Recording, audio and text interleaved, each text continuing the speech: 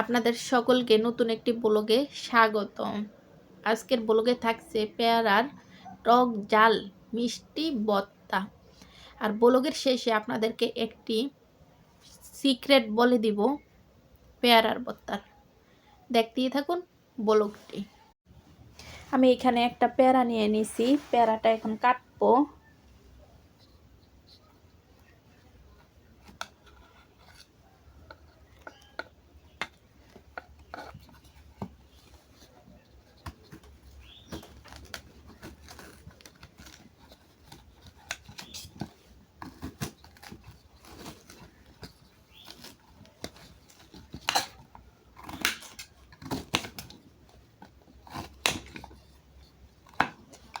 পেয়ারা এইভাবে ভর্তা যারা করবেন পেয়ারা এইভাবে কেটে নেবেন।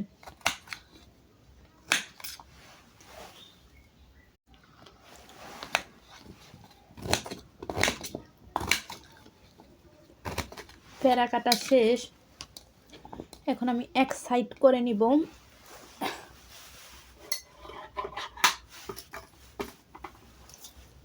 এক সাইড করে নিচ্ছি। এখন একটু তেঁতুল নিয়ে নিলাম, একটা ভাজামরিচ নিয়ে নিলাম,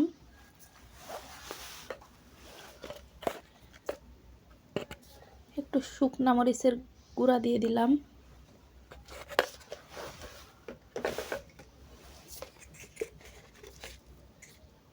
পরিমাণ মতো একটু লবণ দিয়ে দিলাম।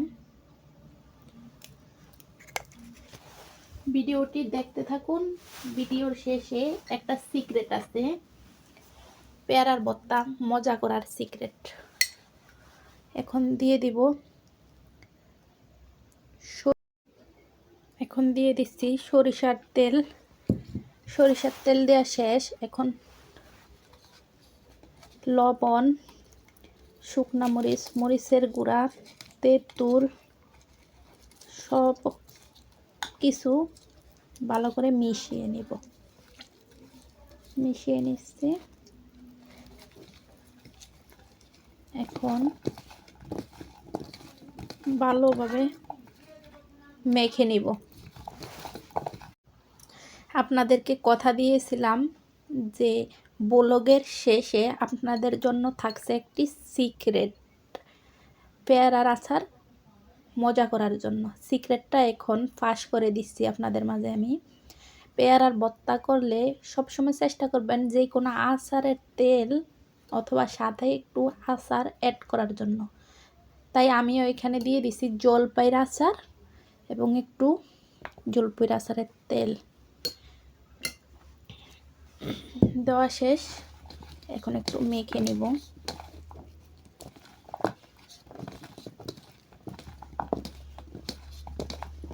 দেখেন কত সুন্দর একটা কালার আসছে আচারটার।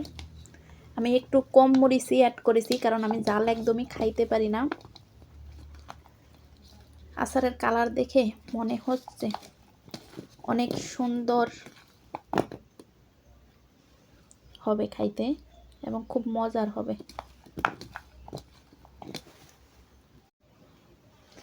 আর একটু মেখে নিব।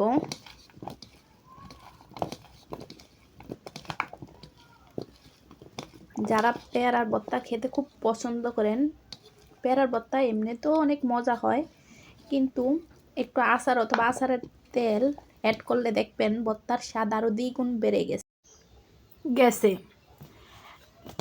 ভর্তা রেডি, এখন ট্রাই করার পালা। দেখি কত মজা হচ্ছে ভর্তাটা, কারণ আমি এর আগেও পেয়ারার ভর্তা আচার দিয়ে অনেকবার বানিয়ে খেয়েছিলাম, খুব মজা হয়েছে। তো দেখি আজকে কেমন মজা হয়েছে। বিসমিল্লাহ।